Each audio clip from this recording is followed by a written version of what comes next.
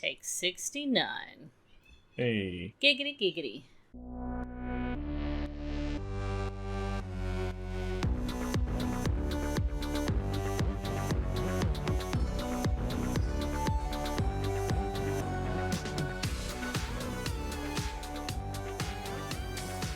Welcome to the Inconsolables, episode 251, coming out on Tuesday, September the 14th.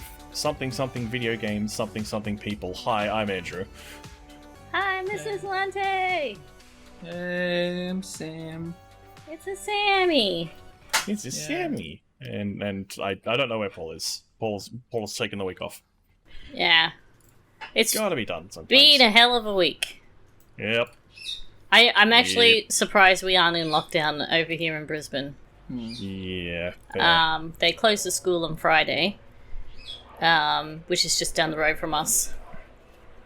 And the local shopping centre, which is like 10 minutes down the road from my kid's school, had contact tracing in it.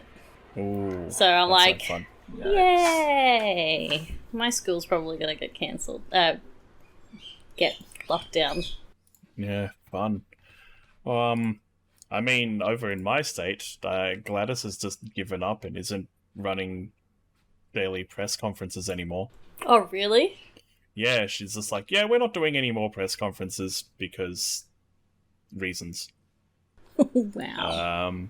Yeah, so our government has just straight up fucking given up on containing this thing, as far as I can tell. And I've seen video of people in Bondi as if there was no lockdown at all.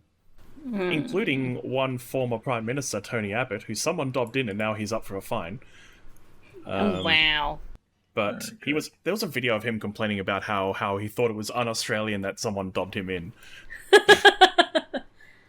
Because, there's that whole, you don't dob in your mates. But the problem there is Tony Abbott seems to think... him. Yeah, Tony Abbott seems to think he has friends when... What a novel concept. I'd find that highly unlikely. What a knob.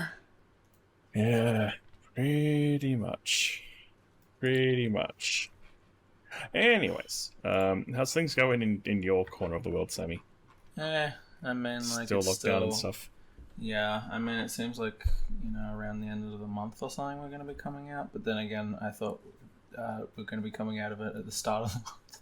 So I've just had, like a good 2 weeks of like, okay, I decided that I wanted to get this thing and I'm not paying for delivery. But now I have to wait like 3 more weeks for it. I'm just like, shit. Yeah, I don't know. It's not really that big a deal. I'm just like, yeah. Well, we've got a roadmap out of lockdown at least, but it's like 70% of people double vaccinated. Yeah, which I think is too low. It still seems risky. We're also at like 40 something, so like we're a ways away from it anyway. But yeah, I mean. Well, that's the same with us. It's just like they're projecting that that's going to be around like end of the month-ish. Yeah, fair enough. I mean, once we hit that and I get my double vax, the only thing I'll leave the house for is still the stuff I already do, like groceries and then axe throwing, and that will be it. Just because I need to do something. Yeah. It's so hard. Anyway, yeah. Short version is, things suck. Let's talk about video games. That don't suck. Yes. And some that might suck, because we don't know much about them. Anyway, PlayStation had a showcase on Friday. Yay! I watched things. I watched all of it, except for the 15 minutes of dreamy starting soon bullshit at the start. And then, yeah. Well, Woo. Sammy reorganized the doc into a very organized English using the same words over and over. Do you mean that like sarcastically or legitimately? No, you actually legitimately did, but you also removed a few entries because no one was interested in it, which is fine, but also I've forgotten that they were there now, so... someone's going to come at me later like, oh, what about Uncharted? And I'll be like, what? That was the thing? I thought we kind of decided that we weren't going to cover like everything in like all these fucking showcases anyway, because, I don't know, I just think it gets boring after a while. Yeah. Talk about sad things already. We did for like the last 5 minutes. Yeah, anyway. Yeah. But I mean, right. naughty corner. So we got plenty of naughty corner. Yeah, so we'll start with like the new things that we had in the showcase.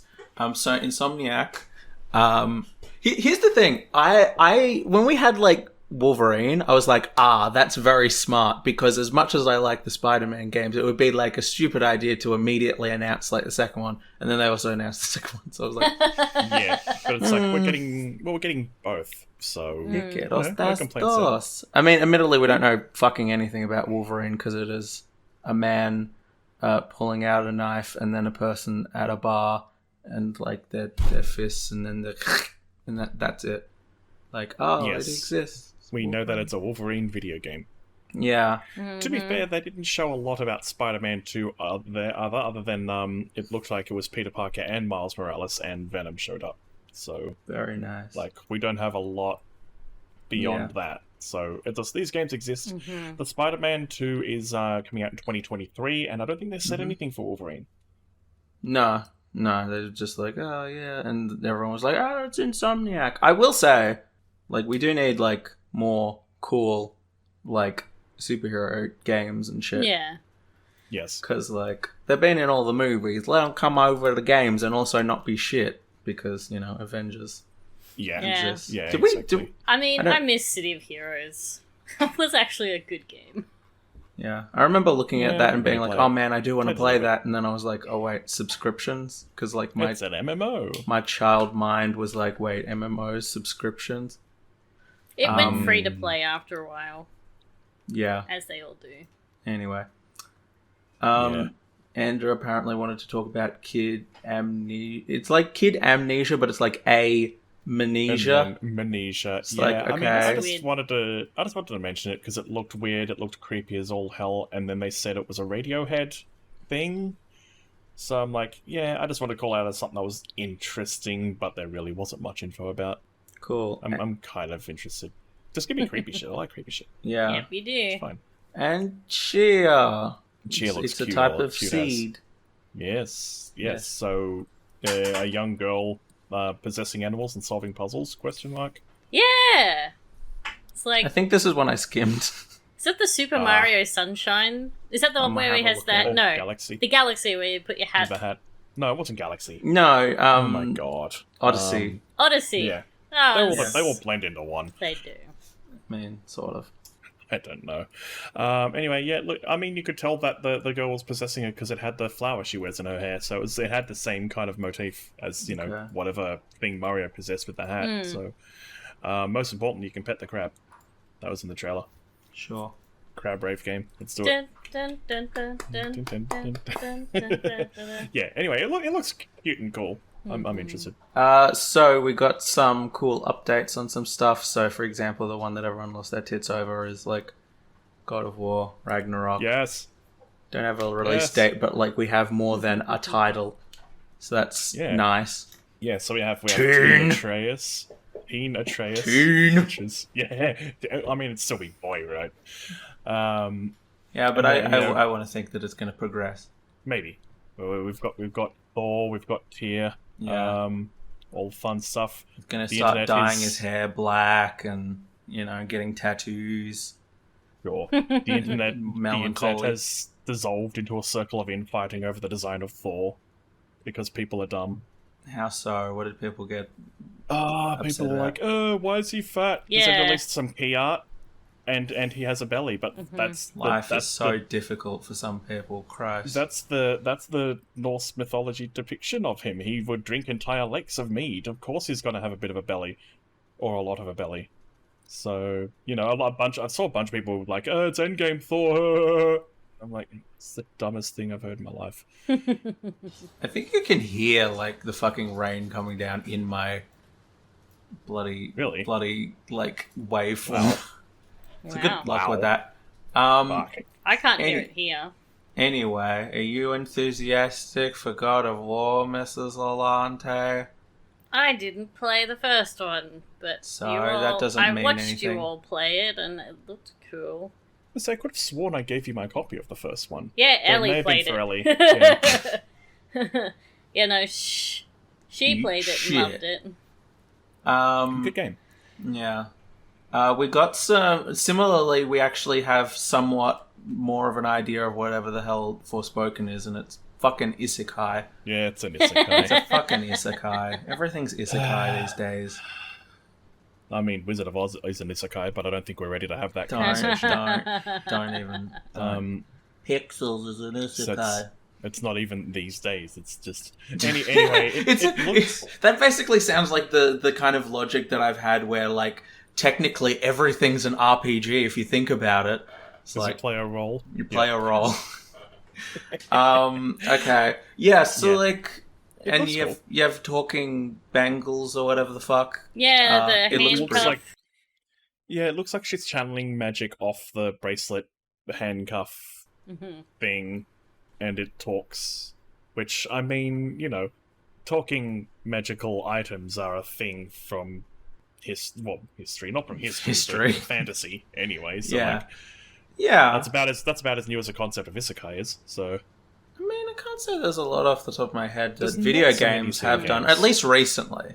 Yeah. I mean, I guess it depends on where you draw the line. Like, if you consider Cordana, like, a talking piece of armor, like... No, but I mean, it's a thing that's been a potential in D&D for a very long time, so... Sure. And I mean, that I had plans for some of that.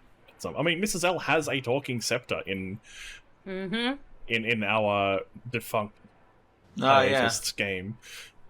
Yeah, I remember that. And if you think that was going to be the only intelligent magic item in the game, then... What about me? You're not an item. Close enough. The look in your face seems so disappointed, but I didn't say you're not intelligent. I just said you're not an object. Yeah. You're more than an object, magic. Sammy. You're not an object. Do what you want about it. Anyway, Ghostwire Tokyo. I mean, he wants to be objectified. Well, yeah, okay. Ghostwire Tokyo. We saw more of the thing. It looks cool. My first-person exorcism, like ninjutsu hand finger guns, yeah, kind of some fucking Naruto shit. Yeah, finger guns. I'm a little bit more enthusiastic. Yeah, I am very interested in it, but it's got the same problem as another game we'll talk about soon enough that, like, if it's first person, I would rather play this with a mouse and keyboard. So, sure. Guardians of the Galaxy. Can I plug my mouse into the PS5 and have it work? I don't know. Yeah. I mean, I kind of just didn't highlight it because it was just like it's already. Yeah, I did just want to mention that it looks a lot less bad in the trailer versus the reveal thing, but I still don't care. So yeah, like I mean, my opinion of it has been a better like cut trailer than it was like just here's a slow slog. Yeah.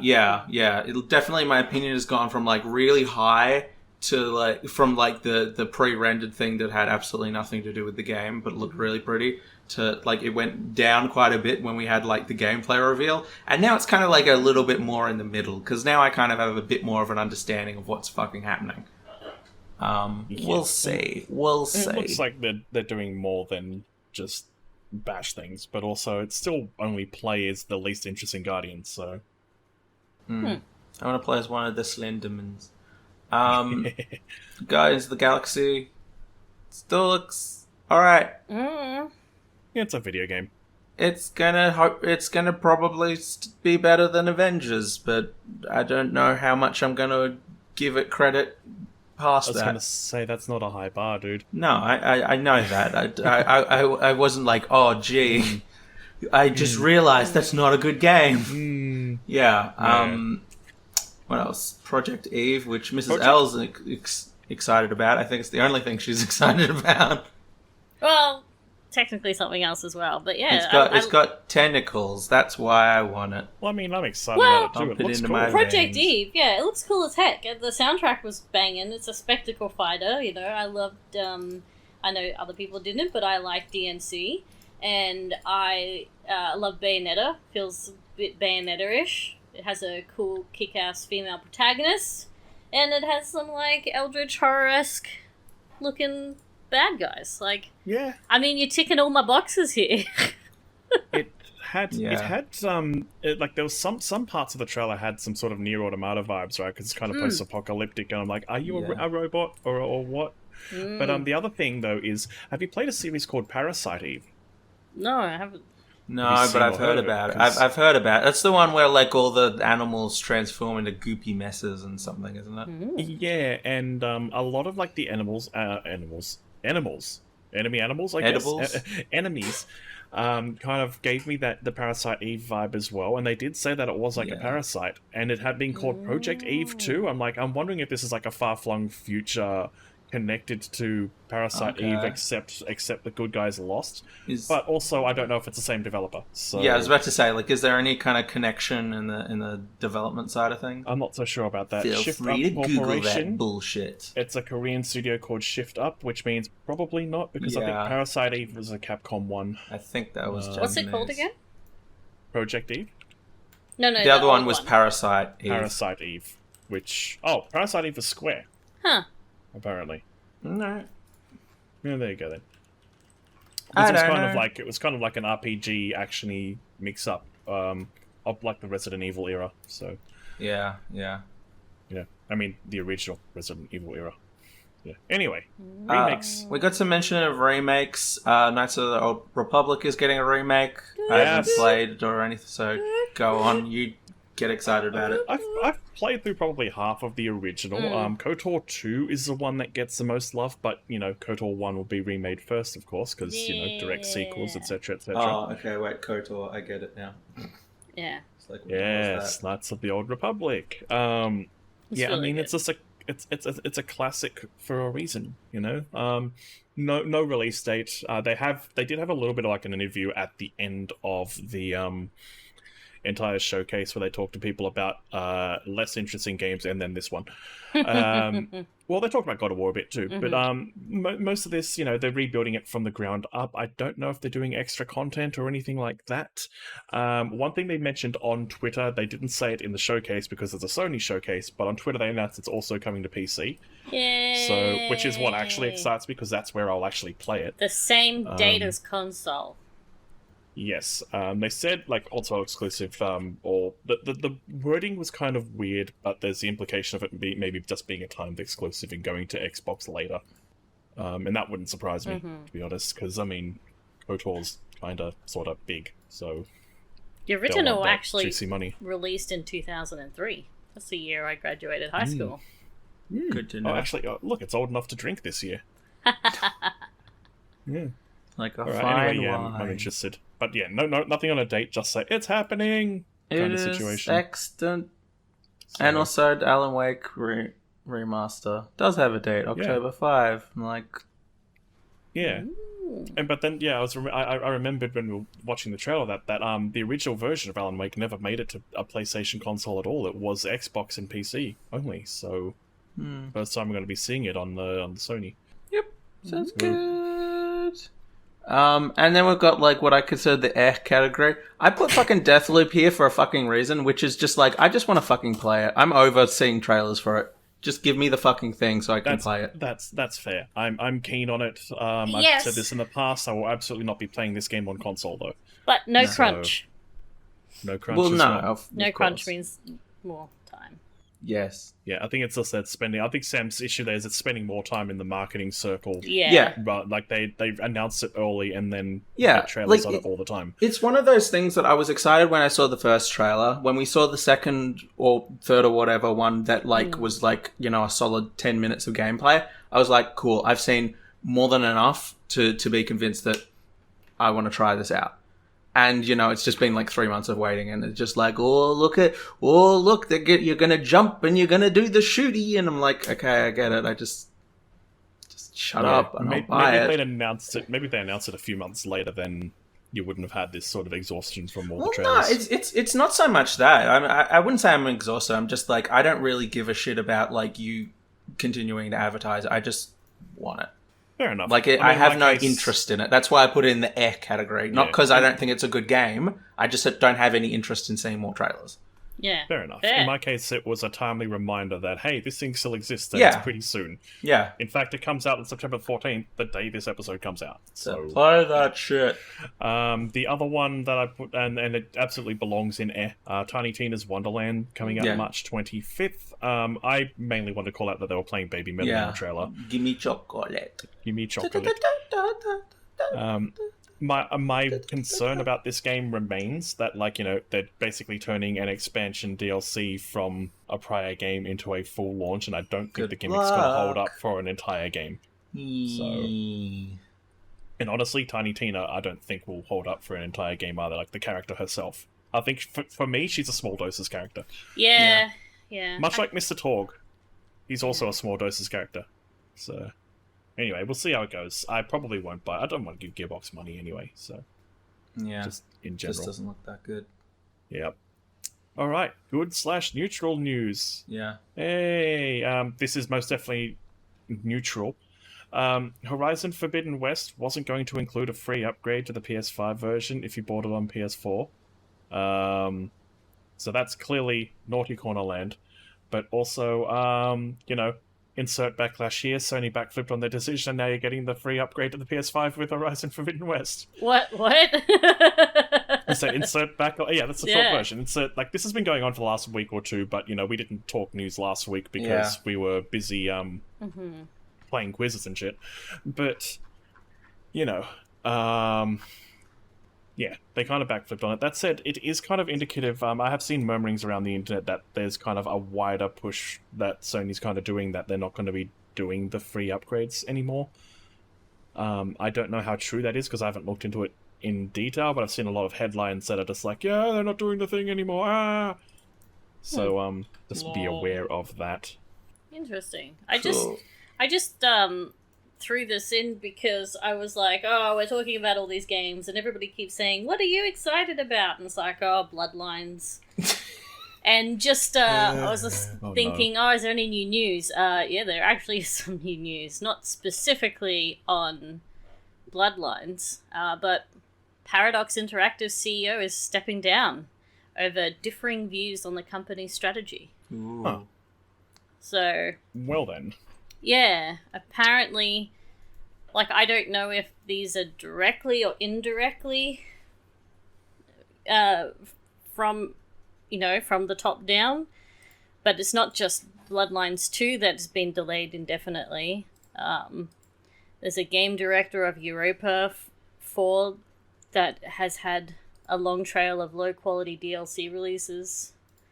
Empire of Sin was a big mess.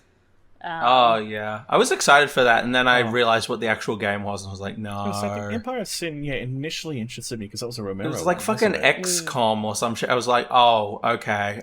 Yeah, I was interested in it because Romero was on it, and it's like XCOM. Like, Romero doing XCOM? Yeah, nah. No, yeah. And then I don't think he can. Something about I don't know this game, but Victoria 3 got released, but it's not so great either. So it looks like delve in. Yeah. Free.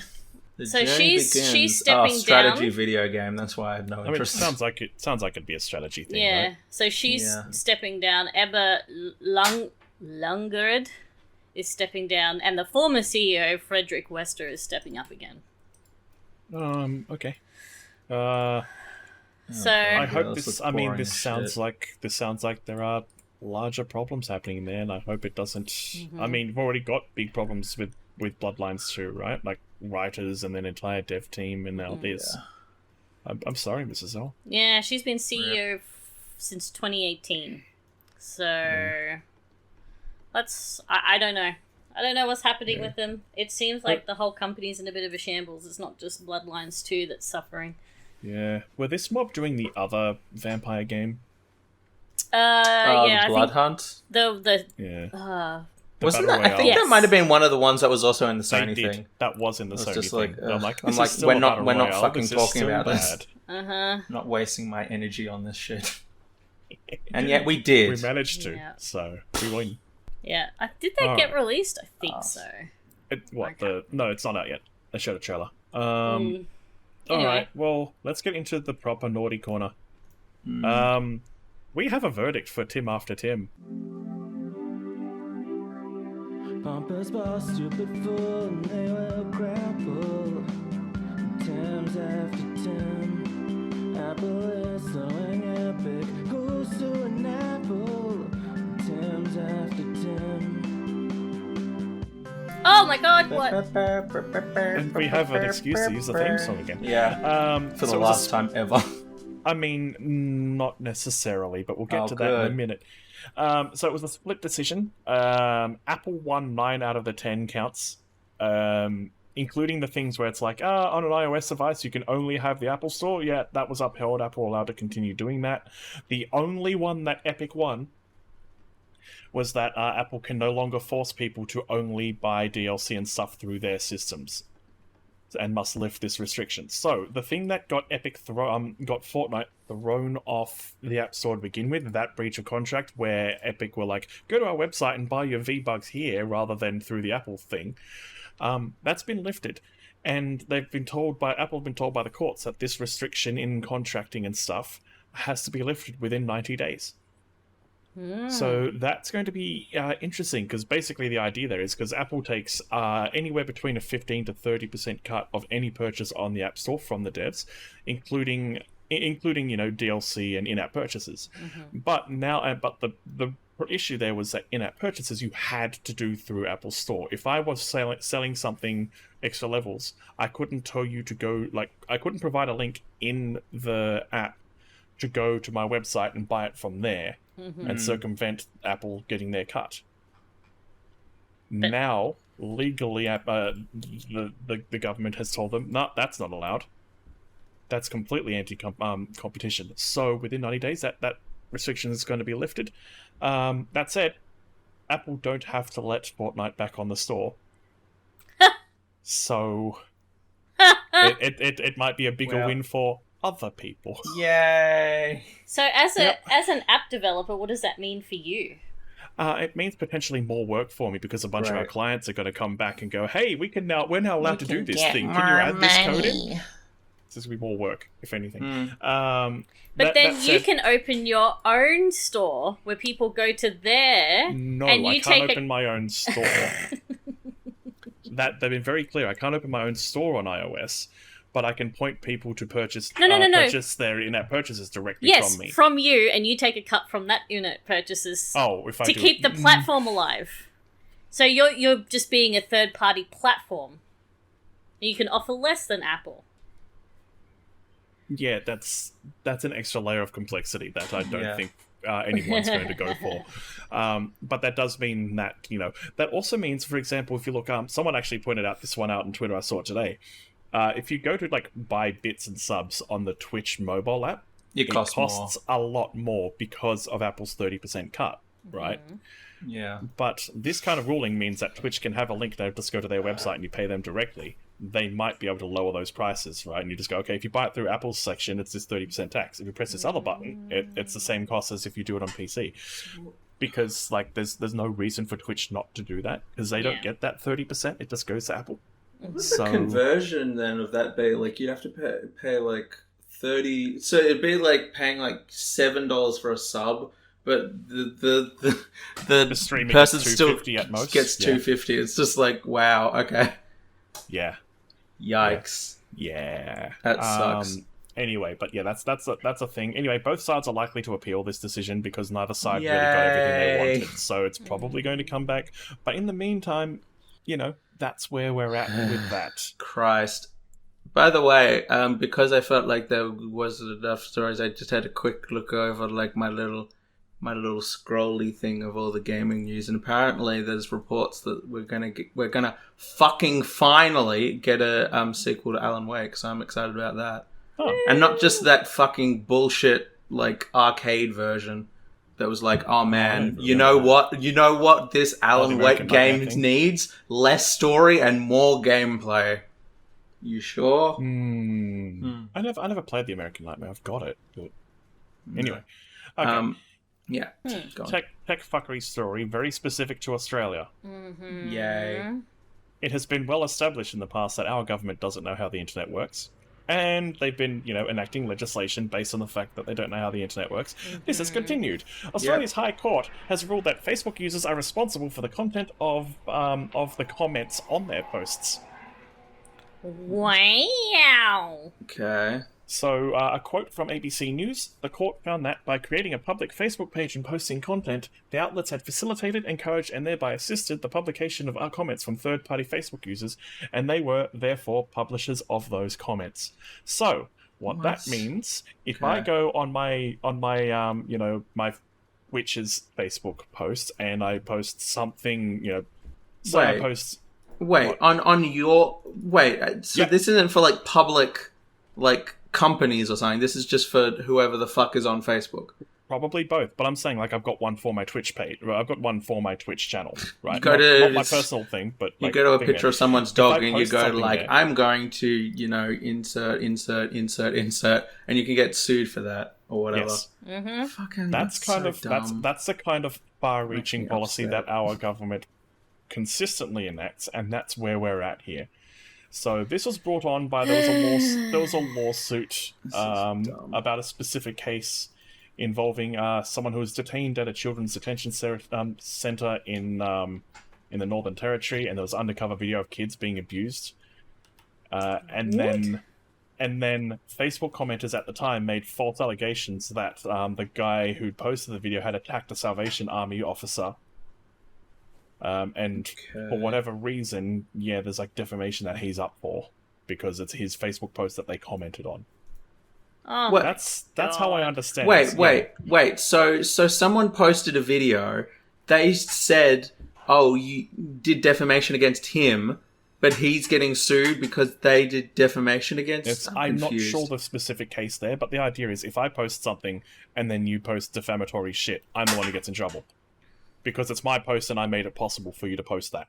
That is so fucking stupid. That's like saying like, oh, I made like an A4 piece of paper, say, Donald Trump, insert, and then like I take a piece of duct tape and duct tape it to your fence. So now I'm going to sue you for having the fence. Yeah. What the fuck are you talking about? Yeah, that's so moon logic. I'm going to read this. So this article was from Gizmodo, talking about this, and they've got a paragraph here that pretty much mirrors my thoughts. How dare you have a fence, piece of shit. And it pretty much mirrors your thoughts. So their quote is, "The High Court ruling is arguably one of Australia's dumbest in recent memory, and will make participating in online discussions much more difficult down under. Everyone should be held accountable for their own actions online, but things start to get weird when you make users responsible for the content of complete strangers." Like... I mean, that's the moon logic that gets us to, like, the whole, like, hate raid, people getting, like, sent off Twitch because people are, like, spamming the N-word in their chat and then reporting it. Like... Yeah. It's so that's backwards. Annoying. Yeah. Like, don't get me wrong, I think you should moderate, your comments to a certain extent, but the idea that you are legally responsible for that is ludicrous. Fucking Christ. And that's why I brought it up, because this is completely fucking stupid. And this was a ruling made in June 2019 by the Supreme Court, and it's basically a more recent one, like this week, that upholds that ruling. Speaking of, did you hear that Twitch is going to be suing some of the individuals that are apparently responsible for the hate raids? Oh, really? I basically made like a little side document of like things that like... because I didn't know if we were going to get overwhelmed with shit to talk about. But, I think it wasn't it in response to, like, somebody sued Twitch or something? It was something crazy like that. Twitch already has worked before, and sued successfully. It was a while ago now. Yeah, so they've... Actually, I won't name the actual users, but they sued 2 users. Yeah, one's from... And they're doing one now. 2 users, one from Austria and one from the Netherlands. Yeah, that's the one I've got, for the hate raid code, specifically. Yeah. It's also really weird because, like... So like, Mrs. O, you were in, like, my chat when, like, I was getting, like, fucking followers that were hate bots, which I fucking hate. Oh, did you cop the host spam? Yep. Yeah, so the thing that I'm kind of curious as to, like, what happened with that guy, because, like, originally, they're all bastardizations of, like, one other user. who only has Yeah. like 1,000 followers, but like is basically shut like everything down because 1,000 followers is more than I have, plus. Anyway, sorry. Well, Yeah. yeah, but I mean, the point I'm trying to make is it isn't some giant Yeah, it's titan of the platform. So like the idea that people are trying to make all these accounts that are essentially orbiting it very closely to essentially try and I don't know, like I don't know if they're trying to like get lots of like anger towards that person or something. I don't know. It's a very weird I don't know. situation. Like it feels very obsessive. I 'cause- apparently one of these has over 3,000 bot accounts. Yeah, I just Bloody hell. Not a surprise there. Like, why can't we just have a simple system in place where you have to have your email address, you have to verify your email address to have a Twitch account first and foremost, and you have IP bans. Yes, there are ways to get around it, but it's less easy to get around it than it is now. Because I can go on and make 10 accounts in a row with fake email addresses because it does not ask you to verify before you could use the platform. yeah. I think, it should be, it also should be unique email addresses, for starters. So they've got to be unique, one account per email, and banning a user prevents that user from watching, because at the moment it just prevents them from chatting. They can still watch. Yeah, I seriously don't understand how the fuck like Twitch can be like dropping the ball like that. Like, I mean, I get to the end of the stream and I'm like, oh, okay, I had like 5 people in the thing the entire time, and I'll look at the fucking stats and it'll be 0, and it'll be because all of them were bots. How the fuck can like Twitch recognize, oh, all these people were bots, and we won't pay you for them, pay you for like the ads or whatever, but like we won't recognize them in all the fucking hate stuff. Like, it's so stupid to me. They've got the resource. They may not have the resources to eliminate it from ever happening again, but they have the resources to at least fucking try. Like, for fuck's sake. It's interesting, right? Because some of them, like, botting isn't necessarily against TOS, and we've seen some good, but like, we've got our mod bots and all that kind of stuff, and of course we've got Commander Root, with all the tools that he was able to create from those bots, keeping an eye out. So, you look at Commander Root's tools, you can mass ban people, you can clean up follow lists and stuff. So anyone who's been hit with a hotspot, go use Commander Root's tools. And clean that up. Like Mume the other day got hit with a massive follow bot thing, maybe not massive, but a similar situation. He wasn't even online. Like, I keep getting followers from these hosts. Usually it's either the moment I go live or shortly before I do. And like, I've gone and banned them all because like they're fake followers and they don't do anything, and if they're participating in the hate raids, I want to blow them up, But yeah. It's so stupid too. It's like, a mess. Hoss is watching you, Hosh can see you, Hoss is watching. I hate it so much because like Hosts like are like it Yeah. it like I Seems mean alive. you think it's cute. I just found it like really like intimidating, and I know it's the say it's fucking cute. point. I called him a cunt. I just yeah. I mean, I don't know. It pissed me off like so much, Yeah. like having Yeah. that, because like I was maintaining my composure and everything, but I was just like, I don't want to have to like even think about the possibility that like I have one person in the chat and then like 20 people are just gonna spam the N-word and I'll have to fucking end the stream or some shit. Leave Like it it's up, just yeah. gross and stupid. Like, and that's the whole fucking point. And it just fucking is, yeah. That's why when I was in there before, I was just trying to keep it light. Yeah, fuck them. Anyway, Anyway, let's see what happens. hopefully they Oh! do something. I like What? the next one, Tripwire. Yeah. Tripwire. I mean- the CEO, prior CEO for Tripwire is a dumb bastard. Okay, so it's Shittery that does as a happier ending. So We're getting full into politics on this one. full into politics. Zero we're fucks full given. there. So, the CEO of the publisher Tripwire Interactive was tweeting about supporting the anti-abortion bill that was recently... Was it passed or was it pushed? I don't know which. I don't know. It's- It sucks either way. Yes, been- it's shit. Yeah, they've been pushing for it. Okay. And Yeah. it's so It's pretty wanky. gross. His little Twitter speech was Oh, so this one, yeah. Oh, yes. I was gonna... pious and I was- wanky. I was going to say that just like the whole push for anti-abortion is kind of wanky. Yes. Yeah, They have shit where it's just like, oh, if you take an Uber to get to like Planned Parenthood or whatever, they'll like sue like the Uber driver or some shit. I'm just like, okay, you need to calm the fuck down, because they're just like, oh, well, if you aid and abet, and apparently taking an Uber is aiding and abetting, it's like, okay, you need to chill the fuck out. Anyway, this guy tweeted, proud of hashtag US Supreme Court affirming the Texas law banning abortion for babies with a heartbeat. As an entertainer, I don't get political often, yet with so many vocal peers on the other side of this issue, I felt it was important to go on the record as a pro-life game developer. Tweeted by dude face, I don't even remember his name. Yeah. John Gibson, that's it. Anyway, so multiple developers who worked with Tripwire distanced themselves from the publisher as a result. Specifically, Yeah. Torn Banner, who developed Chivalry, distanced themselves. Yeah. Shipwright, who developed Maneater, not only distanced themselves, but terminated their contract with Tripwire over Immediately. this. Yes. They didn't even have to think twice. It's great. I did actually hear that, like, the reason that Torn Banner didn't specifically, like, terminate or anything is that, like, they released Chivalry 2, like, a few months ago. So they might not, so they might not really be able to, immediately, like, cut ties. Yeah, and that makes sense, because there's probably some contractual timey stuff going on there. Yeah. Anyway, so not only that, I mean, there was, of course, this tweet got many, many responses. This is Twitter, so, you got responses from both sides, etc., etc. But there were heaps of people who work for Tripwire criticizing their CEO, which is nice to see. Almost nice.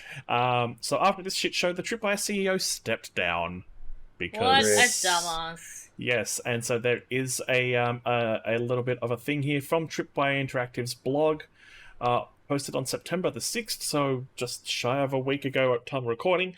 The comments given by John Gibson are of his own opinion and do not reflect those of Tripwire Interactive as a company. His comments disregarded the values of our whole team, our partners, and much of our broader community. Our leadership team at Tripwire are deeply sorry and are unified in our commitment to take swift action and to foster a more positive environment. Effective immediately, John Gibson has stepped down as CEO of Tripwire Interactive. Co-founding member and current vice president Alan Wilson will take over as interim CEO. Alan has been with the company since its formation in 2005 and is an active lead in both the studio's business and developmental affairs. Alan will work with the rest of the Tripwire leadership team to take steps with employees and partners to address their concerns, including executing a company-wide town hall meeting and promoting open dialogue with Tripwire leadership and all employees. His understanding of both the company's culture and the creative vision of our games will carry the team through this transition, with full support from the other Tripwire leaders. So talk shit, get hit, I guess? Yeah. I'm kind of curious, though, like, how do you think someone who is on the right would actually be able to, like, kind of say something like, I support this without, kind of getting slapped down? Because, like, 100% this is the worst one to be, like, going, yay, for, but, like, yeah, I don't know. Here's the thing, right? And I mean... people are going to talk on both sides, all that kind of stuff. I love how political our podcast has become. Just slid all the way to the left over the past couple of months. Once upon a time, I had a strict no politics thing on this podcast, but now also politics is in everything. Well, that's the thing. That's the thing I've come to realize over the last 5 years, and so I've more than welcome to the fold. I have more than loosened my stance on this. I fucking brought these stories. Yeah. Anyway, yeah, so I think in this case, though, it's one of those things where, like, if you are the CEO of a company, there is kind of a thing where, sure, if you're just, like, a rank-and-file worker, your tweets, etc., don't necessarily represent the company, etc., you put that in your Twitter bio, all that kind of shit. But if you're the CEO, it is very hard to get away from that. Yeah. So, like, if he were to... And he went ahead and said, I want to go on record as being CEO here and, as a pro-life game developer, and I mean...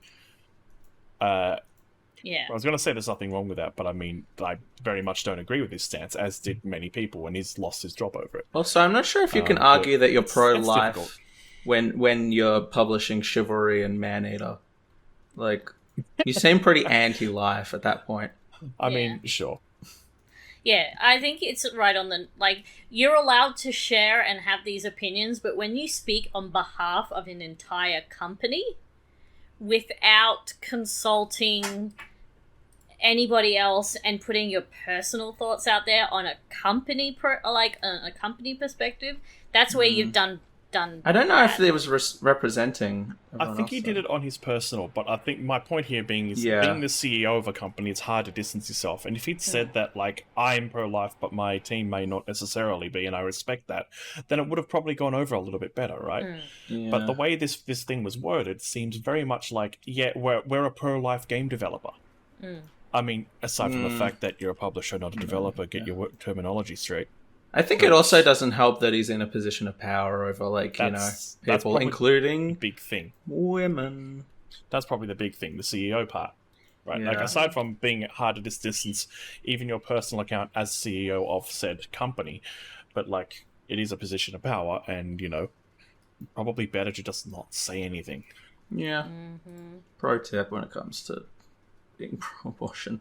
Just don't say anything. Anyway. Yeah. That Mm-hmm. happened. Yeah.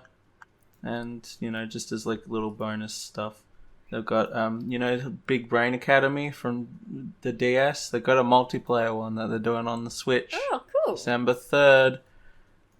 There's a cool puzzle. I don't know what you're talking about. Big Brain it's just Academy's awesome.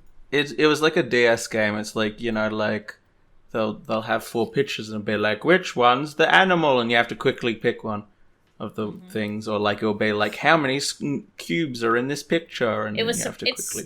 It's kind of the same thing as, based like, on, brain training. Yeah, it's loosely based on that. It's to help But a bit more specifically puzzly. the elderly to keep brain synapses open, to keep your brain healthy. Yeah. And now you can play against other people and lord over them. Other things that I saw that were kind of cool, Mosaic Chronicles, which is like you're building Mosaic and it's a puzzle story adventure. And there's a game called Neurocracy, which is a murder mystery, but it's like in a cyberpunk Wikipedia kind of thing. So it kind of seems kind of similar to like the Black Watchman kind of stuff, which I'm into. Cool. What have you played? What have you played? What have I played? I've spent a lot of time. I've spent like a good 6 or 7 hours in a very cool game, which I'll tell you about next week. Because it's also annoying because the thing that I'm the most excited to talk about in that game is like one of the specific things that they're like, you can't talk about this. Which makes me very upset. Is it like a plot twist or something?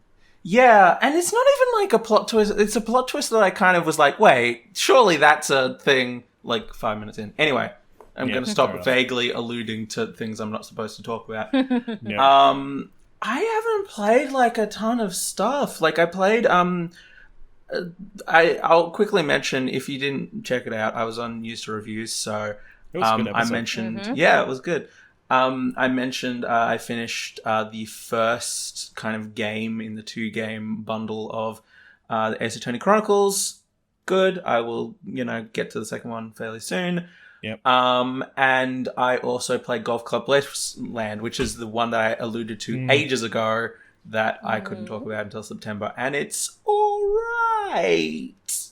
Sort of. It's alright, sort of. You're talking about it being like rich people in a post-apocalyptic. Yeah. Well, I'll talk about it as my first game then. Yes. So it is a game set in on a ruined Earth in the far-flung, totally unrealistic scenario in which capitalism destroys the planet and the super elite rich people go back to Earth to play golf on it. Because I don't see this happening. This is so far in the realm of fantasy. Yeah, I can't believe what? How could any of this happen? I'm so confused. I can't believe you've done this. I can't believe it's not reality. So it is an interesting game because it kind of has this vibe of you are just chilling, playing golf, and you will like have like a radio playing and it will be like radio nostalgia from Mars, which is a very kind of NPR. We're going to have like people on to talk about, the last years of being on Earth and stuff. And also have cute little musical interludes where they're just like, it's a love song, but it's about surveillance kind of thing. So it's very satirical, but it's also very like slow and contemplative because you can kind of just, you know, wander around, hitting your ball around, like thinking about, you know, the end of civilization and all that stuff. But then they'll also do shit where it's just like, okay, so like the game starts with a bunch of text boxes and ends with a bunch of text boxes, and also as you're playing through the game you unlock diary entries where, you know, this rich dude that you're playing as is just like, this is where I used to smoke cigarettes and think about things or whatever. And I'm just like, why the fuck do I need like this random dickhead, you know, trying to be poetic at me? It's like, I don't care. Let me have my own interpretation of shit. So I thought there was like a bit of a contradiction there.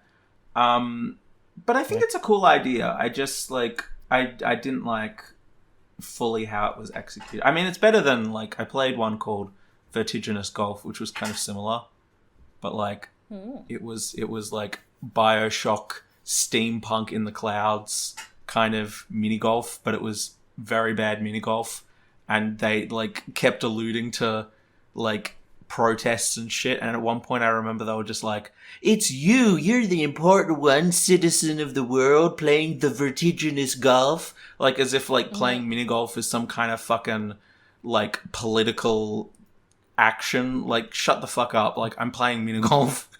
I don't give a shit about like, you know, like you're the real Black Lives Matter. It's like, no, I'm not. I'm some random cunt playing mini golf. Like, I don't know. It was just really dumb. But like, this is an improvement on that, and I really appreciate it. And I think it is like a weird kind of experimental thing, but I don't know. I don't think it's quite like, they don't commit to it enough for my personal taste. Fair enough. So yeah, I'll let someone else talk, and then I'll. Mrs. L. Keep playing. I played a game I can't also talk about. Yes. Yeah. Until Wednesday, so we're gonna have a fun time. We'll talk about I that. think, so you're saying next week I should just not play games, so I've got nothing to talk about and let you get your exclusively reviewery I'm better than you stuff out of the way. If it makes you feel any better, I do also have another game that I can't talk about until mid-October. Oh wow. Yeah, I haven't started playing it, but yeah. Moving on. So, what can you talk about? I've been playing a lot of No Man's Sky. I've seen you doing that, yeah. All right. How are you finding it? Because, I mean, it's got like it has actually improved a bit. It's got an overall positive thing on Steam nowadays, so... Did you play it back in the day when it was like... Well, I think I played it a year or two ago, I played it on PlayStation, because I got it for Ellie on sale, and we played on PlayStation. But we got to a point where I was like, I'm kind of done with it. And then I heard, I think I even mentioned it on the podcast, they had a new update where you could get pets. Yep. And there's this new Frontiers update now. And the creatures are so random. So they've really upped the diversity in flora and fauna on the different planets, so you're not just going to the same thing over and over and over and over again. And like, I literally, the first time I logged into it, like I loaded in, no word of a lie, there was like just a bunch of tentacles that spawned out of the ground and started waving around and then started like shuffling around the ground. I'm like, what the fuck is this? They fucking just like dox you with just like... They knew. Cheated the system. I didn't stay on that playthrough because I was playing on survival and they've made it really difficult. Yep. So when you first start now, there's... I think in the original one, it was kind of like hold hand. But this one is not. You start and you're on an extreme planet. Sorry? I was going to say, at launch, it was very hold-handy and very fucking slow and very fucking boring. I did play it on PlayStation at launch, and it's one of the worst games I ever played. Yeah. Nowadays, I have played it on PC more recently, and it's a lot better. It's still very much not my thing. It's definitely not for me. You don't like survivals. Exactly. And I'm just like, I expected, fun exploration, not a fucking survival game. Yeah. So, like, they spawn you straight in, and this is why I re-rolled, because I was like, maybe I got a shitty starter planet. Because you jump in and all of a sudden your health's starting to go and you're like, fuck, Well- what am I doing? Yeah, they plonk you on a planet that's like, it'll always be one of the planets that's like either too hot or too cold or toxic air or something. poison, and yeah, like to start with, radiation. then one of the first things is find shelter, learn how that system works. Yeah. So, yeah. So I've sunk quite a bit of time into it. And everybody knows that I love space. And that was one of the pulls to this, is just being in space. And eventually I want to plug I have played it in VR and I didn't get too sick. My next question was going to be, have you played it in VR? Because when I played it again recently, I did it entirely in VR for 2 to 3 hours, and I didn't feel sick at all. Yeah. But I've gotten a bit better with the VR stuff anyway, and it's just really good. It is. In VR, it's so much better than it would be without, I think. Yeah. I can't do too long in the VR, but I do like just going into space and just like shooting asteroids and killing pirates in the VR, just like, woo! But Ellie's been watching me play it, and we're like, do you want to join in again? Because I'm using Xbox Game Pass, because it's on there. Yeah. And she logged into PlayStation. We don't have PS Plus at the moment, so you can't play multiplayer. Yeah. So I was just like, fuck it. I'm not paying PS Plus, because our PS4 is pretty much busted. It can barely run anything. It's just a glorified YouTube Twitch machine at the moment. Yeah. Sure. So we this afternoon we set up a multiplayer game.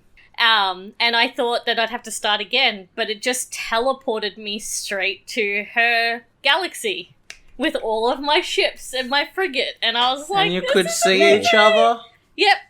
Oh, very good. I was very running, good. and Ellie's like, hi, as she flies over the top of me. Jesus. All right.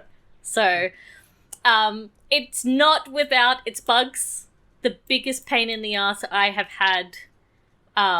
So you have, very early on, you have like the anomaly quests where you have to find a fuel source. Well, my fuel source spawned inside of a volcano. I can't dig through volcanoes. Oh, no. Yikes. And when you Google No Man's Sky quest marker in volcano, there are pages and pages of people with the same issue. With Wow. all kinds of fixes, like Choices. just go to further galaxies until it restarts. Well, I went to 8 different galaxies and it still wouldn't let me restart. Hmm. Then they're like, Oof. get an exocraft. And I'm like, I Give am up. so low in the quest line, I don't have access to exocraft. So our solution was spend $30 so Ellie could buy the game, so she could make a Oh, no. multiplayer one. So God. she put me into her world, and the quest marker is no longer in a volcano. Well, that's nice. But I feel like this should be a glitch that is addressed. Like Yeah, the that amount sounds of like a complaints reasonable- since 2019 about quest markers in volcanoes specifically. Are you sure they're not just trying to get you to live out your best Lord of the Rings dreams? Oh, trust me. Everyone's like, oh, you can glitch through it, you can run in it, you can do this. I spent an hour trying to get my spaceship Jesus. to land in it. Or But have you Respect tried your through it. time more. But Good have you God. tried throwing the ring into the volcano? I don't Have you have tried a ring. respecting yourself more? I Do wasn't not spend your I'm not a time on that. virgin either. I can't sacrifice myself. I mean, you can. You don't have to be a virgin to do that. Anyway, Oh, I dear. am enjoying it. I think I needed a good, like, with how shitty everything's been lately, I just needed a good brain off. I don't need to do anything, just enjoy myself Yeah. kind of game. And that's definitely scratching that itch.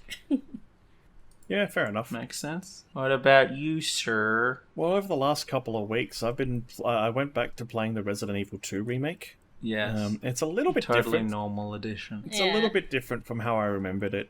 It turned out to be the people keep saying that Avengers was the most ambitious crossover. Yeah. No, Resident Evil 2 is. I mean, when the final boss turns out to be Kirby, like, Oh. you know, Go on, mate. And then you know, I was Don't playing let as your Lady memes be dreams. I was playing as Lady Dimitrescu, and I was fighting Teletubbies and Cat dog. the cat dog. The cat dog was one of the more dangerous enemies, yeah, but there was also Winnie the Bob. Pooh. Bob from Bob's Burgers was a Yeah. problem. Hmm. Yeah, no, I was playing with a mod pack. Anyway, it was What? a lot of totally normal game. I don't know what you're talking about. No mods, nothing. Completely normal, very ambitious crossover. I don't know why Leon was headless and then he turned into Jotaro and then he got headless again. That was weird. Is that his stand power or whatever? No, but I was being chased by Dio, and that was kind of great. Yeah. Anyway, I'd never actually finished the remake before doing it like this, because I got bored. This certainly helped with the boredom, but it also like undermined literally every serious moment in the game. And considering the game takes itself seriously, it undermined the entire game. It was great. Whoops. I mean, It could did have make fun somewhere. it did make certain scenes hit very differently, like when Sully was chasing around Boo trying to kill her. That was Yes. terrifying. Interesting. Because you got the scene where like you're playing as Sherry and you've got like the police chief who's like chasing her around when she's trying to escape, but the model swaps turned Sherry into Boo and the police chief into Sully. So that scene hit very differently. Ada Wong ended up as Peppa Pig. That was terrifying. Oh god, That was the whole thing. obnoxious piece of shit. Anyway, that was certainly a video game. Honestly, it still has the mods made things really difficult as well because the models didn't line up with the collision a lot of the time. So it's like, oh, shoot a Teletubby because they replaced all the zombies with Teletubbies. So I'd shoot one in the head, but it's not where the head of the zombie is. That there's nothing there. So I had to go for chest shots for the whole game, which made killing zombies a lot slower, and I ran out of ammo a lot quicker. I can see that being That was a problem. that was a whole thing. Also, like, it has that whole gore system where, you know, you might cut a zombie in half or something and it might crawl around. That ended up terrifying when it was a Teletubby, right? Because the model was just kind of split, and the bottom half of the model was, you know, just on the ground. The top half was walking towards you, floating. And there was just, like, this thin line connecting the two parts of the model. Wow. Because of how it's going to be some kind of engine implementation detail for how they do the dismemberment in Resident Evil 2 with a model that's not built for it. So that was a whole thing. It was hilarious and terrifying, and I mean, I think it was scarier fighting Teletubbies than zombies, let's be honest. Yeah, I can see that. That was a video game. It So, sure was. I did make a point of not putting in the X Gonna Give It To You mod because of I didn't want to get. Well, look, I was going to, but I was streaming it and I didn't want to get DMCA'd. So I chose life in that regard. Somehow I've managed to get through with 0 strikes at the moment, and I want to keep it that way. Fair. Anyway, did you play anything else, Sam? Yeah. What did you want to say? I was going to say, something else now? technically, we played something else together. Oh yeah, I mean, we continued to play It Takes Two. You know, I still hate that fucking Spanish Stupid book. fucking Yeah. asshole. What is this? You're in love? You're going to kiss? What if I ruin the moment? It's like, okay, thanks. I thought you were trying to get us together, but you know, as soon as we're about to make out, you're like, Yeah! They're like, oh, Like, this is okay. where you proposed, and this is, you know, Except I was it's so just snow nervous, globe and it this was so time. good, and then he shows up and is like, yep, bye, oh, would you bitches." like to fuck? Okay. Yeah. I'm waiting Sure. for like the last one in the therapy to just be like, you know, sex. It's like, Well, what okay. if we've had communication, time, passion? No, it's been time, attraction, and now it's passion. passion. That's the third one that we're about to start on the stream. So Yeah. yeah, it's pretty cool. Yeah, cool. Fair Yeah, enough. and it's also like surprising. Like, you know, I think I'd be lying if I said I didn't think that it would be, you know, holding up, you know, for the length of time that it has. But like, Yeah, I would agree with you there. yeah, like they keep switching stuff up, and I really like it. I think it's really good. So yeah, Nice. I haven't played a lot of co-op games in my life, so it's nice to have like a good co-op game. So now I'm just gonna bug everyone to be like, "Play with me. I got a free. I gave you the free." Come play Final Fantasy 14 with us. We've all offered you, and you want co-op? There's larger scale co-op there. If you all could see the look on his face. It's not. That's the thing. I don't like it. I get to play cards and heal people at the same time. It's great. Okay. I can also play solitaire and apply band-aids to myself. I'm maining astrologians, so I get to play cards to buff people, like tarot cards, and heal them. Sure. So it's fun. So what else have I played? So I've played like the first, I want to say like hour and a half of Psychonauts 2. Because like I saw like some people just being like, so maybe don't even like try and play like Psychonauts 1, maybe just go to Psychonauts 2. And I'm just like, well, that saves me a whole campaign's worth of time, so yeah, fair. Fine if you insist. I'm having a good time with it. Like I think it does an appropriate, job of like kind of introducing like the story so far. It's been fairly good. Admittedly, I've kind of been just like, oh, this is like a little bit, sad kind of thing. I'm just like, oh, like he's like a really cool guy, and then they're immediately like, no, you're not an official person thingy. Go back to school with you. It's just like, okay, feels bad. Damn it. But I mean, it's. I mean, to a certain extent, they have to reteach the ropes. So I guess that's a good enough excuse. And I'm having an alright time with it. Like it's trippy, it's weird, it's got like cool powers and stuff. I guess overall, like the platforming's like a little, basic, but I imagine that it's gonna like ramp up over time. And like the story is, and like the presentation is just like bonkers and weird, and I love it. So Tim Schafer does tend to lead a team that come up with crazy shit. So yeah. I mean, I've heard, and like the rest of the stuff that I can kind of say about it is just me kind of echoing like other things that people have said, like, oh, this is better than the original in certain ways that I can't be certain of. But, it does seem to be like doing an alright job of like telling a story that's about, like getting into people's brains, but also being like reasonable about like mental health kind of stuff. Admittedly, they did also kind of go like, also, it's going to be like a little bit gross and weird if you're not into teeth. And I'm just like, oh yeah, that's fine. And then I played it and I was like, oh yeah, this is like. But it actually warned you? What, the game warned you? Oh yeah, it did. Yeah, like the first level, like it's in the brain of like the cartoonish villain person who's like, I think what was he described as? It was something like like full-time dentist, like part-time aspirational like supervillain or something like that, or like the other way around of this like full-time villain like aspirational dentist, and just like it's like very weird, very mouth-focused kind of. I see, but if the game gave you a content warning, at least they give you a heads up, which I like, and obviously they also give you a heads up on like, oh yeah, we are going to be talking about mental health, like so. I'm going to check it out. I'm pretty sure I've installed it. Because it's on Game Pass. Like, basically everything I'm playing at this point. Like, literally at the, like, halfway through November, I'm going to be like, oh, fuck, all the Steam things I haven't played yet. Shit. Yeah, I'm actually finding that a lot. Like, the last time I played a game on Steam, apart from the review game. Well, yeah. True. Was August 24th was the last time I played a game on Steam. Oh, okay. Because I've been on Xbox Game Pass with Humankind, No Man's Sky, Octopath Traveler. Yeah, and It Takes Two. And also Final Fantasy, which is its own 14. Yeah. Yeah. So, I mean, I'm going to double back to like some stuff like Fuser, and I think Rhythm Doctor got an update, so I might check that out. But I need to properly go back. I've been playing a game on Steam that's been very important to me, but we'll get such to that as soon. Pathfinder Wrath of the Righteous. There we go. Yes. So, basically, we've talked about Pathfinder Kingmaker in the past. So, top-down role-playing game based off. It just basically takes the Pathfinder tabletop RPG and implants as many of the rules as possible, as faithfully as possible, into a computer game. And like, you're playing Pathfinder now. Go.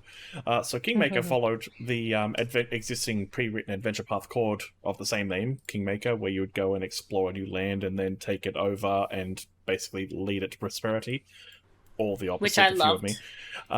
Wrath of the Righteous is based off, well, a tabletop adventure of the same name, Wrath of the Righteous, and the idea in that one is there is a hole in the most northern reach parts of Galarian, the world in Pathfinder, which is just a Galarian.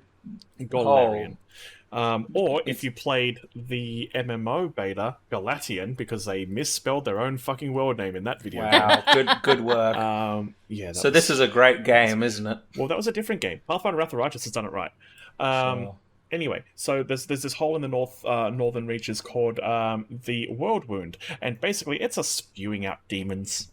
Lots and lots of demons, and they're trying to blow up the world, as demons tend to do, or take over, and the World Wound has been slowly expanding. And there have been many crusades into the World Wound to try and take out the demons and seal it up and all that kind of stuff, and none of them have been successful, but they did erect a series of what they call ward zones to kind of prevent it from growing, and so they've got this entire series of crusaders up there who are kind of, defending the world. And that's kind of the setting for Wrath of the Righteous. Wrath of the Righteous is... I'm going to be a bit biased towards this game, aside from the fact that Pathfinder was kind of my gateway... was my first foray into DMing a tabletop RPG. Wrath of the Righteous is actually one of the adventure paths I DM'd.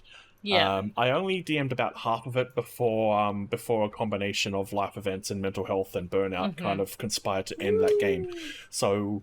But I have all the physical books, like, right to hand. I have the first one, like, right here. Yeah.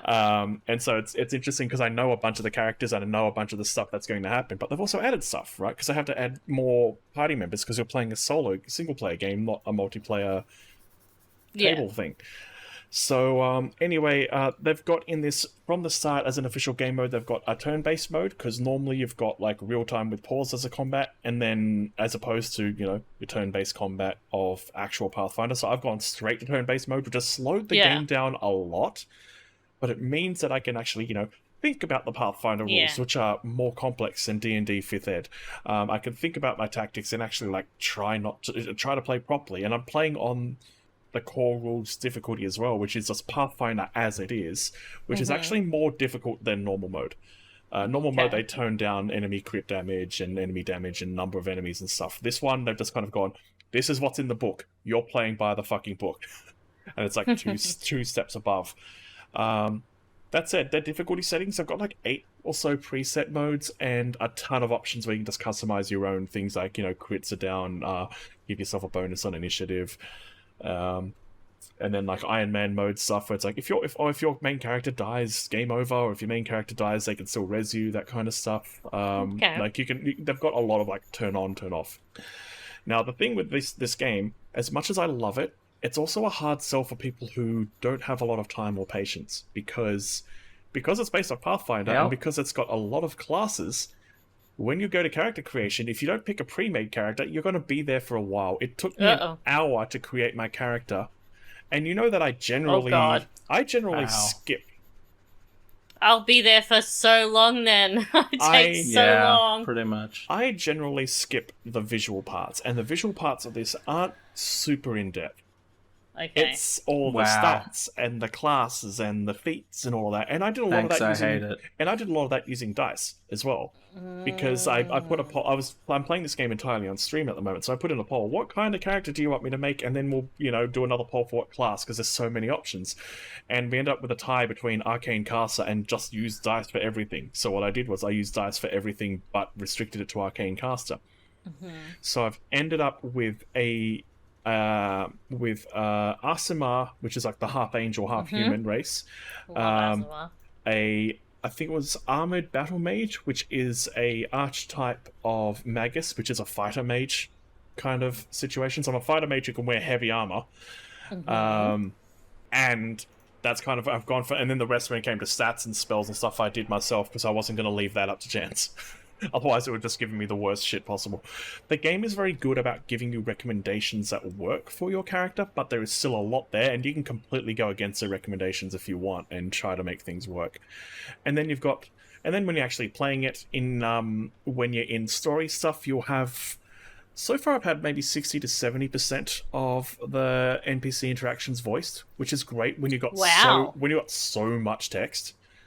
But also, I've only really done like the intro sort of sequence, the big intro dungeon. So they, they might have front loaded a lot of that to try and get, your good first impression. Because there are plenty of sections that are just like, this is all text. Read this text. There's a lot there. I mean, Yeah.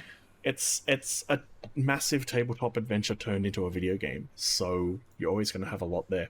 And so I've played for 1 3/4 of a stream, so probably about 7 hours or so at this point. And I still think I need more time to really get into it because there's a lot of content, and I'm really taking my time with it because I'm playing the turn-based slower mode as well. So, but suffice to say, I'm thoroughly enjoying it. That's good. Also, I did enjoy Kingmaker a lot. Well, I mean, if you enjoy Kingmaker, you'll almost certainly enjoy this. Also, it hasn't come up in the video game yet, but that particular campaign in Tabletop has a canonical trans character as one of the main characters, and it doesn't actually really come up unless you sort of delve into backstory side quest stuff. And it's like really cool because like she's married to one of the half-orc paladin lady. So it's a lesbian couple who were once trans, and actually the half-orc who's cis, bought sold her father's sword to buy so she could afford a potion of gender swap for her partner. Oh my god, that's nice. But yeah, that's all in backstory and stuff that's like covered in the book. And I went during the stream, I kind of read the backstory part there because I remembered that very clearly. And I mean, at least that couple, I mean, they've been handled pretty well so far, but that particular plot point hasn't come up yet. So I guess we'll see how it's handled in the video game form. They were a bit odd with how they wrote the storyline in the physical book. Yeah. Because when they were talking pre-transition, they were dead naming and dead gendering, but when they got to post-transition, so I don't know if they've done that better in the video game. This campaign was written like 5 years ago, so maybe hopefully they've learned from there. But yeah, aside from the fact they haven't made it, we'll see how it is in the video game when I reach it. But in the tabletop one, it was handled pretty well aside from that particular point, which is something I didn't pick up on at the time either because I didn't know myself. So yeah. Anyway, so far, really freaking good. Yay! I'm looking forward to playing more. That's good. Cool. Play anything else, Mrs. L? No. As I said, I'm just I feel bad because I haven't been playing much Magic. I'm kind of a bit burnt out on Magic the Gathering. Mm. And another product is about to drop in, a week? So the D&D is over, and now we're into Innistrad, where it's all about werewolves and vampires. And I mean, that's cool, but I'm feeling a bit burnt out. Yeah, fair. And I really, really am enjoying the fun. Like, I don't know how far into it you are, but I'm in Shadowbringers now, and I'm really enjoying the story. For Final Fantasy XIV. So I've not reached Shadowbringers. I've finished Stormblood, but I'm maybe 2/5 of the way through the in-between patch story stuff. So I have been enjoying. I like the new beast tribe you pick up in Shadowbringers. It's good. Nice. I'm looking forward to it, if only for context for some of the music memes that I've been hearing. I want to hear the Lahi song in its zone. I want to play the twinning dungeon, but I know the twinning is like at the end of Shadowbringers, so I want to play the Nier raids. That too. I mean, that's the other one. I did some of the Monster Hunter raid a little bit yesterday, and I'm like, I need to farm the crap out of it because I want my Rathalos mount. I've got 3 scales, 47 to go. I will be dragging you into that at some point. I will get it as well. But I was just like, I don't know if I care enough. I do. Well, yes, of course you do. Of course. I mean, I've got my Palico and I've got my Poogie already. And I've got the barbecue spits for when I eventually... Because, I mean, you get the Palico for doing the original quest. You get the Poogie as a drop from Extreme. I got the songs, one from doing the quest, one from a drop from Extreme. It's now just the mount and the regular outfit, which you need the scales for.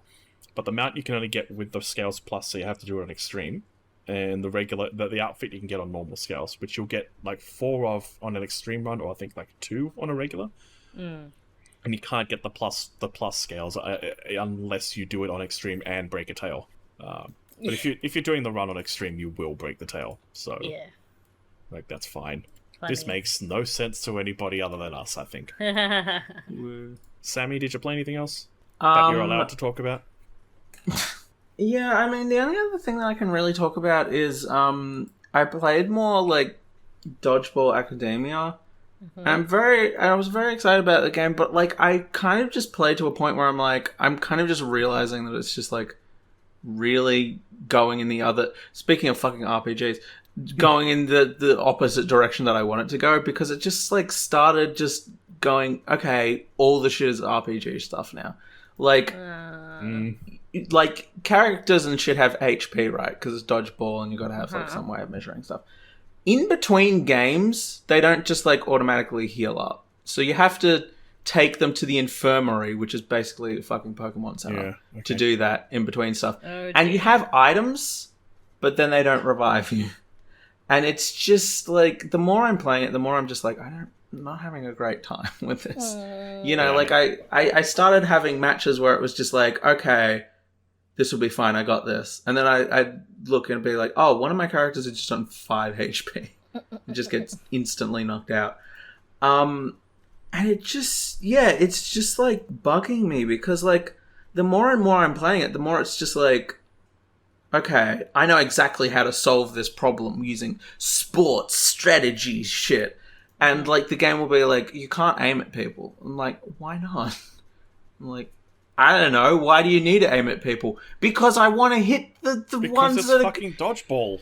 Yeah, because you got to aim at people. No, like the thing is, it will auto aim at people, but then it will just be like, okay, which one do you want to aim at? Do you want to aim at the one with like 10 HP, or do you want to aim at the one with like 90? I'm like, I really want to aim at the one at 90, and the game's just like, great, we all want stuff, don't we? It's like, okay, well, so it just makes it harder in that way, and it just is making it less and less fun, and it's just, you know, and it's kind of getting to the point where it is very much clear that this is more of an RPG than a sports game.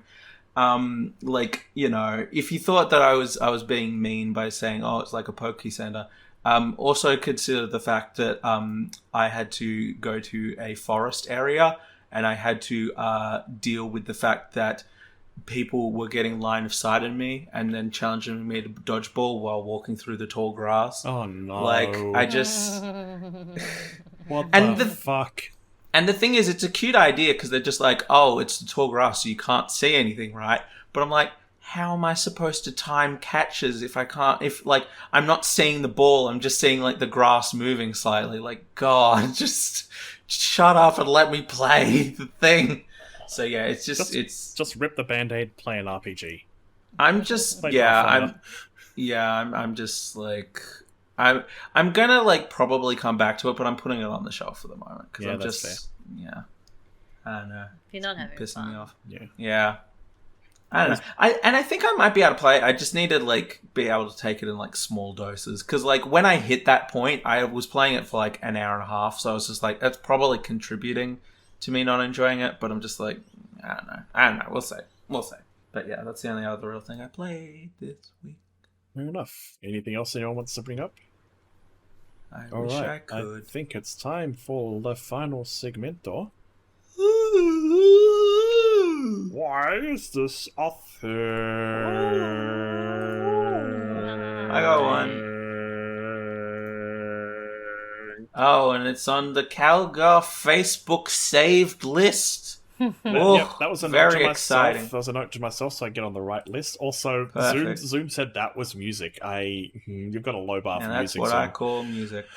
All right. Well, I have two. Alrighty then. Do you want to? I just have one.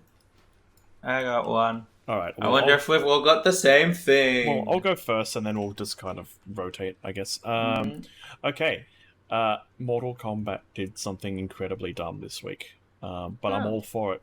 So they released an animated movie this week called Mortal Kombat Legends: Battle of the Realms, and in like the Warner Brothers animation logo thing at the start, Shaggy from Scooby-Doo shows up. Oh my god, yeah, I saw that. And so, it's canon. So they basically confirmed they've confirmed Ultra Instinct Shaggy exists in Mortal Kombat. Meme is canon. and I'm just like, yes. This article I've got about it from ggrecon.com, which is a website I'd never heard about in the past. Goes on to go, well, could Shaggy come to Mortal Kombat? And the answer is not in 11 because they've stopped making characters for it. But by all accounts, reports, theory crafting, expectation, it seems likely that NetherRealm's working on Mortal Kombat 12, so it could become a DLC for that. Wow. Honestly, that would be the first time I buy a DLC for a Mortal Kombat game, because I tend to always buy the Mortal Kombat games as they come out and then just play the story and then just be like, done. I didn't even buy the story expansion for 11, right? Or 12 or whatever we're actually up to. Was it 11? Wow. Yeah, it's 11. But if it was Shaggy, yeah, sure, why not? That'd be fucking stupid, but I'm in. Anyway, that's a thing. Very dumb. That is a thing. That's a thing, and I'm... why is this a thing? But also, I'm happy it's a thing. It's great. Yeah. Ultra Instinct Shaggy was one of my favorite memes of its time. So extra. Mm-hmm. Where did that even come from? It's just like... It was because there was a video, there was a clip in one of the Scooby-Doo live-action movies, I think, of Shaggy beating up a bunch of dudes in a bar. Okay. And people, edited it to be very Goku. Yeah. They edited in, the Super Saiyan hair, and they put in the Super Saiyan music and that kind of stuff, and it just kind of took off from there. Yeah. As far as I understand it, Memes anyway. are weird. Yeah, but that was fucking art. It is art. Art. Sam, what do you got? So this will be really great news for Mrs. L, because she's really into No Man's Sky. And you might want to have a look at this great mod that I found. It's called Sean's Sean. Oh no! And it's no! It's imagine Every a world Adam Sean. in which everything Sean everything Murray? is Sean Murray. Sean Murray is all. It's Oh my god, the animals are his head.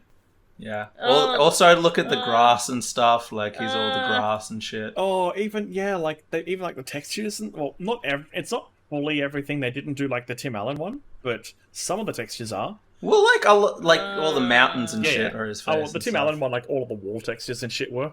Though that was the Doom one. Yeah, but I think all the individual blades of grass and shit are like him as well. Even the if you look at the blades of grass, it's stretched out versions of. Oh, I see. His Yeah. face. It's a lot. Oh my lord. All the smoke Why? are little Sean Murray Oh my faces. god! Oh no, that's horrifying. The space it station. The space station is his head, and then it's his teeth rotate and open for the ship to fly into. Oh, that's Yeah. nightmare fuel. It's a lot. Portal is. Oh. Yeah, and we've that. got individual things of This playlist, 7 Days of Sean. Really? yeah. There's just all lots of individual versions of where his face. Wow, Oh, that's Sean, great. Sean. Goodness. That's great. So yeah, now you've got a new mod to check out. You're welcome. I didn't even know there were mods for this game. I mean, come on, it's a game on it's on PC. There'll be PC. mods. Give it Dear. time. That's- what you got that's for great. us, Mrs. What do you got, L? Mrs. L? Mine's kind of wholesome, and considering we're all Good. feeling down, I What? kind of wanted to Good. end on that one, if that's okay. Oh, well, in that Okay, case, sure. I can talk about my second one. Then it's kind of related to Sam because I do talk about a mod. It's Go not on. for No Man's Sky and it doesn't involve Sean Murray, but there is a mod that someone made called Age of Doom. Someone has put Doom into Age of Empires 2. And What? Okay. yeah, so basically the idea here is top-down Age of Empires strategy gameplay. Doom RTS. But yeah, they basically turned Doom into an RTS by Very you know, nice. making a mini campaign, a custom campaign that brings in story Assault elements on from Doom and Doom Mars. 3, and it's got audio and enemies from both of them. They port some Oh, sprites and God. projectiles. It is a very loud video, so be It aware is of very that. It's a loud. loud video, turn it down, because they do they pull a lot of the video, the audio sounds from. Yeah, they pull a lot of the audio from old Doom, so you're going to have that sort of lower fidelity, more grating sound effects in a lot of it. But it is a not really turn-based, but it is a RTS-y RTS. version of Doom. Real time strategy. Yeah, and it's if you've got Age of Empires 2, you can grab this mod / custom campaign, which is kind of really interesting. Terrible. It's on mod. It's on ModDB. Wow. It currently has, I believe the article said it has 4 chapters in the campaign, and a 5th chapter is on the way. So, yeah. Doom guy walks around, shoots people, but and everything else you'd expect from Doom, but strategy game. Fair enough. Wow. All right, Mrs. L, send us home happy. All right. So this is a wholesome thing. I've seen. Yeah. So, All right. Yeah, a very wholesome message went out from everybody's favorite friend Steve from Blue's Clues. And I don't know, did you watch Blue's Clues? Like, you would have been maybe 10 or so, Andrew, but you would have been a bit younger, Sammy. Yeah, I think Blue's Clues was a bit after my time, and also I didn't have because it was 25 years ago. Yeah, I also didn't. Yeah, so it was like after my time. Also, I didn't have cable, so I never really. Yeah. I've seen the occasional clip, but I don't have it. It doesn't hit me like it does most. Yeah. So I watched Blue's Clues mainly because I'm the oldest of 4 siblings, like four kids, and my sister was very into Blue's Clues, so I would hang out with her and watch it. And I love Steve. Anyway, Nick Jr. got together with and brought out this 25th anniversary message from Steve, and he's just like, it was a long time ago. I kind of just said, I'm going to college, and I left you with my brother. And I just wanted to say, I never forgot about you. You're doing amazing. And I'm proud of you and all of the things you've accomplished. It's been really hard, hasn't it? And I'm just like, this is too real. Yeah, I was lying in bed watching that, and I'm just like, no, I'm sorry. I understand the sentiment. Wow. No, all right. I completely understand the sentiment, but I didn't watch the show ever. Yeah. So I don't have that experience. So I'm just like, I get how it's important for people. It just didn't hit me in the same way, Had you seen this before, Sammy? What, the clip? Yeah. Yeah, I saw it. You watched it from Steve? Yeah, it was really nice. Did you have Steve Blue's Clues growing up? Yeah, a little bit. I mean, I don't know. Like, he abandoned me. I don't know. Yeah, I was so sad when he left. He went for smokes and didn't come home. He went to college in the series, and his brother Joe came along, and it was fine. Was it his actual brother, or was it just character brother? I think it was his actual brother. Oh, okay, cool. Sure, whatever. Nepotistic fucks. Yeah, That's not necessarily his decision, though. Okay. There's some real lore around all of it, and I guess it's not lore because it's actually happened. It's truth, right? But like he got roped into. It's the best kind of lore, the real one. That's what history is, isn't it? It's our world's law. It's real person law. Oh, God. Yeah. So his name is Steve. Steve Burns. And he got roped into doing Blue's Clues, and it was meant to be just a short-term thing, and it turned into a huge thing. And he's like, you know what? I really want to do other things with my life than this kid's show. Boo. Which was fine. But other things are for losers. But I mean, go talk to the Wiggles, right? Yeah, the Wiggles moved on. Oh, I mean, I think there's still one or two of the original. They're adding new ones. They're adding new ones. Yeah. There's still one or two of like the original squad still going, and I just know this from like back when we were allowed to go out and visit things. Maybe one. Yeah, there's only one original Wiggle. My niece is super. Anthony. My niece is super into the Wiggles, so like that was on repeat when I was visiting family back when that was a thing earlier this year. They added more, which did a good job. Yeah, and evened up. Very recently they're adding more. They've had a lady Wiggle for a while, but now they're adding more. Sorry, Sammy. That piss people off, right? Yeah. Like people are just like, oh, the gender things are equal. God, I hate that the Wiggles are woke now. Like, God. Yeah, they got a non-binary Wiggle. Yeah. And they diversified the races, and they added another female Wiggle. Yeah. It reminds me so much of like I was having lunch and my dad was just like, oh my God, the thought was put on the wrong shelf. And I'm just like, And I'm similar with this one. It's like, wow, I would love so much to have that be like a really bad thing to happen in my life. Yeah, like if that my life is so great that I complain about something that fucking trivial. Jesus. If that is the worst thing that's happened to you in a day, you're doing pretty well. Yeah.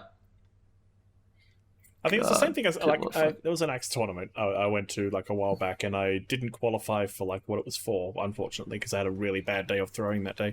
But like the first thing I did the moment I showed up to the axe league was I dropped my coffee. and I was just like, because it was like an all-day tournament, and so I was there at like 9 on a Sunday morning, and like, oh god. I was like, well, if that's the worst, begins. Well, I was just like, if that's the worst thing that happens to me today, then I'm set and I'm going to make it into this thing. No, it was an omen. It was the other way around. It was just an omen. No. Yikes. That was not a good day of throwing, but anyway. Completely neither here nor there. Anyway, where can people find you on the internet, Samwise? You can find me on the internet, SammyDeedge, SammyDeedge. Yeah, I'm doing the music and It Takes Two and such. Hells yeah, and Mrs. L? Hey, you can catch me on the internet at MRSLLANTE. Yay. Right. Excellente. And you can find me on the Twitch, pretty much just on the Twitch and Twitter, Kalgar, Kalgar. I was talking about doing TikTok. I haven't done that in a while. I can't think of anything to put there. So sometime YouTube just died. So it's going to be a lot of TikTok. It's going to be Pathfinder and you just need a pet a cocktail duck. this week. This week it's going to be a pet duck. Yeah, but it's not fair to the duck to confine it to a crappy little apartment like this. Aww. Exactly. I mean, speaking of ducks, there's been a Twitch channel I've been watching lately that's been ducks. Yes, I saw that. Yes, it's so good. It's so good. I'll put a shout out to him. I need to find out it was like duck feed or something. Dash Ducks. That's it. Dash Ducks. It's just cameras on a farm of ducks and sheep and fish and stuff, and you can, if you cheer or sub, you can feed the ducks. They've got like an automatic feeder that's connected to Twitch chat. So that's a thing. Very good. It's amazing, and it's just so chill.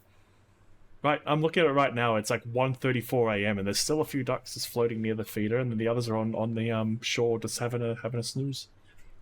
It's so good. Thank you, everybody. Anyway, yep. We'll catch you all next week. Have a good one. Oh, everybody, stay safe. Pre-plug, I guess I'm going to be on news reviews next week. Hey. To talk about Pathfinder. Nice. So I was going to be on this week, but I asked Zach to give me more time to play it because it's so huge that I need to actually make a dent in it. But yeah, so next week I'll be talking about Pathfinder, probably both here and on news and reviews. So they're not going to have a guest this week, are they? I don't. Well, no, because we hadn't set in stone when I was coming on to talk about Pathfinder. And I mentioned to Zach, hey, I'd like more time. Undermining them from within. I mean, he's tried it to psychological. Us, so. Yeah. Fun fact: I'm working on a theme for them, and the first draft that I've got has like a little news kind of theme to it. Yep. So it has like the Telegraph, and the Telegraph spells out "Listen to the Inconsolables." Hell yeah. But yeah, no, I told him on one day, hey, if you could give me another week, that would be amazing. He's like, yeah. So, I gave him plenty of lead time to find someone else. So, anyway, check them out too, because they're good people. Hey. And, nice. Reviews, all that kind of stuff. Check our Patreon, and I'll catch you all next week, I guess. And we'll try and put something on it. Yeah, we'll figure out what and when, once we figure out our mental health too. Anyway. Yeah. Catches. Bye. Bye.